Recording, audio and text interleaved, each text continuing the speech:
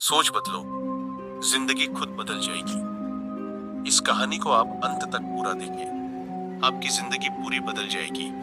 किसी शहर के रेलवे स्टेशन पर एक भिखारी रहता था। वह वहां आने जाने वाली रेलगाड़ियों में बैठे यात्रियों से भीख मांगकर अपना पेट भरता था। एक दिन जब वह भीख मांग रहा था, तो सूट बूट पहने एक लंबा सा व्यक्ति उसे दिखा। उसने सोचा कि यह व्यक्ति बहुत अमीर लगता है, इससे भीख मांगने पर यह मुझे जरूर अच्छे पैसे देगा। वह उस लंबे व्यक्ति से भीख मांगने लगा। भिखारी को देखकर उस लंबे व्यक्ति ने कहा, तुम हमेशा मांगते ही रहते हो, क्या कभी किसी को कुछ देते भी हो? भिखारी बोला, साहब, मैं तो भिखारी हूँ, हमेशा लोगों से मांगता ही रहता हूँ। मेरी इतनी औकात कहाँ कि किसी को कुछ दे सकूं। लंबा व्यक्ति बोला, जब किसी को कुछ दे नहीं सकते तो तुम्हें मांगने का भी कोई हक नहीं है। मैं एक व्यापारी हूं और लेन देन में ही विश्वास करता हूं। अगर तुम्हारे पास मुझे कुछ देने को हो तभी मैं तुम्हें बदले में कुछ दे सकता हूं। इतना कहने के बाद वह लंबा आदमी ट्रेन में बैठकर चला गया।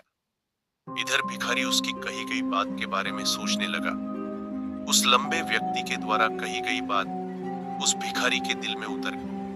वह सोचने लगा कि शायद मुझे भीख में अधिक पैसा इसीलिए नहीं मिलता क्योंकि मैं उसके बदले में किसी को कुछ दे नहीं पाता हूँ। लेकिन मैं तो भिखारी हूँ, किसी को कुछ देने लायक भी नहीं। लेकिन कब तक मैं लोगों को बिना कुछ दिए केवल मांगता ही रहूंगा? बहुत सोचने के बाद उस भिखारी ने निर्णय किया कि जो भी व्यक्ति उसे भीख देगा उसके बदले में वह भी उस व्यक्ति को कुछ जरूर देगा। लेकिन अब उसके दिमाग में यह प्रश्न चल रहा था कि वह खुद भिखारी है, तो भीख के बदले में वह दूसरों को क्या दे सकता है? इस बात को सोचते हुए 2 दिन हो गए, लेकिन उसे अपने प्रश्न का कोई उत्तर नहीं मिला था। तीसरे दिन जब वह स्टेशन के पास बैठा हुआ था, तभी उसकी नजर कुछ फूलों पर पड़ी जो स्टेशन के आसपास के पौधों पर खिल रहे थे। उसने सोचा, क्यों ना मैं लोगों को भीख के बदले कुछ फूल दे दिया करूं। उसको अपना यह विचार अच्छा लगा और उसने वहां से कुछ फूल तोड़ लिए। अब वह ट्रेन में भीख मांगने पहुंचा। अब जब भी कोई उसे भीख देता तो उसके बदले में वह भीख देने वाले को कुछ फूल दे देता। उन फूलों को लोग खुश होकर अपने पास रख लेते थे। अब भिखारी रोज फूल तोड़ता और भीख के बदले में उन फूलों को लोगों में बांट देता था।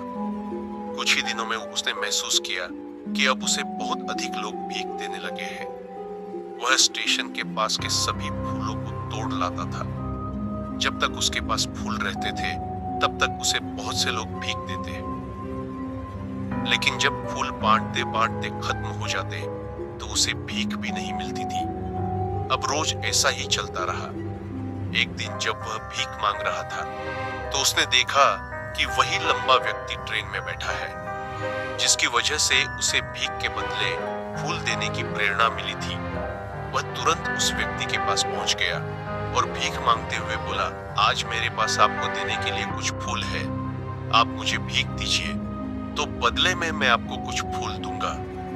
उस लंबे व्यक्ति ने उसे भीख के रूप में कुछ पैसे दे दिए और भिखारी ने कुछ फूल उसे दे दिए। उस लंबे व्यक्ति को बात बहुत पसंद आई। वह बोला, वाह, क्या बात है, आज तुम भी मेरी तरह एक व्यापारी बन गए हो। इतना कहकर फूल लेकर वह लंबा व्यक्ति अपने स्टेशन पर उतर गया। लेकिन उस लंबे व्यक्ति द्वारा कही गई बात एक बार फिर से उस भिखारी के दिल में उतर गई। वह बार बार उस लंबे व्यक्ति के द्वारा कही गई बात के बारे में सोचने लगा और बहुत खुश होने लगा। उसकी आंखें अब चमकने लगी। उसे लगने लगा कि अब उसके हाथ सफलता की वह चाबी लग गई है जिसके द्वारा वह अपने जीवन को बदल सकता है। वह तुरंत ट्रेन से नीचे उतरा और उत्साहित होकर बहुत तेज आवाज में ऊपर आसमान की तरफ देखकर बोला, मैं भिखारी नहीं हूं, मैं तो एक व्यापारी हूं, मैं भी अमीर बन सकता हूं। लोगों ने उसे देखा तो सोचा कि शायद यह भिखारी पागल हो गया है और अगले दिन से वह भिखारी उस स्टेशन पर फिर कभी नहीं दिखा। लेकिन 7 महीने बाद इसी स्टेशन पर 2 व्यक्ति सूट बूट पहने हुए यात्रा कर रहे थे। दोनों ने एक दूसरे को देखा तो उनमें से एक ने दूसरे से हाथ मिलाया और कहा, क्या आपने मुझे पहचाना?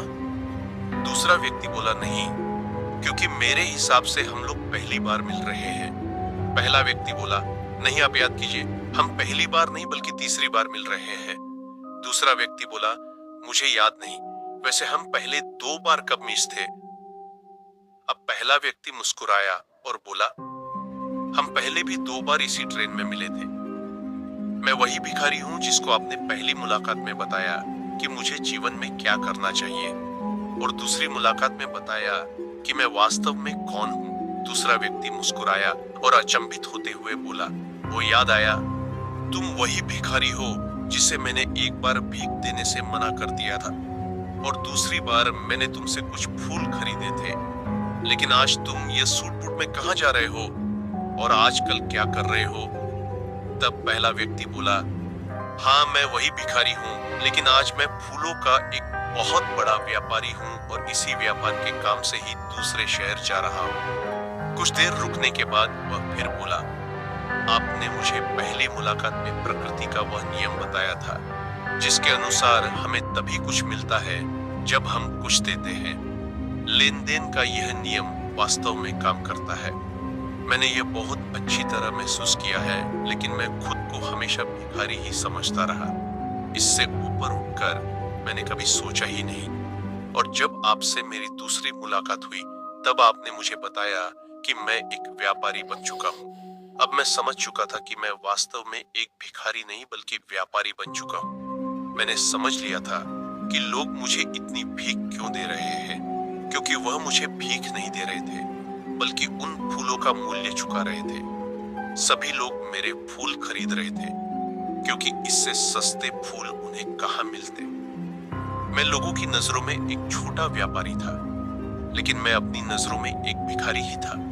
आपके बताने पर मुझे समझ आ गया कि मैं एक छोटा व्यापारी हूँ। मैंने ट्रेन में फूल बांटने से जो पैसे इकट्ठे किए थे उनसे बहुत से फूल खरीदे और फूलों का व्यापारी बन गया। यहाँ के लोगों को फूल बहुत पसंद है और उनकी इसी पसंद ने मुझे आज फूलों का बहुत बड़ा व्यापारी बना दिया। दोनों व्यापारी अब खुश थे और स्टेशन आने पर साथ उतरे और अपने अपने व्यापार की बात करते हुए आगे बढ़ गए। दोस्तों, इस कहानी से हमें बहुत कुछ सीखने को मिलता है। कहानी में लंबा व्यापारी गिव एंड टेक के नियम को बहुत अच्छी तरह जानता था। दुनिया के सभी बड़े व्यापारी इसी जीवन के नियम का उपयोग करके सफल हुए हैं। इस फार्मूले को उसने भिखारी को भी बताया। भिखारी ने इस प्राकृत नियम को अपना लिया और इसका असर उसके जीवन में साफ दिखाई देने लगा। उसने अपनी सोच बदली और उसकी जिंदगी बदल गई। यह कहानी हमें बताती है कि हम यदि अपनी सोच बदल लें तो कुछ भी हासिल किया जा सकता है। यदि हम खुद को छोटा समझते रहेंगे तो हम हमेशा छोटे ही बने रहेंगे। बड़ा बनने के लिए हमें अपनी सोच को बदलना होगा और खुद के बारे में बड़ा सोचना होगा। कहानी का सार यह है कि सफलता आपकी सोच में छुपी होती है। खुद का आत्मसम्मान जगाए, अपनी सोच को बड़ा बनाइए और देखिए कैसे आप सफलता के शिखर पर पहुंच जाते हैं।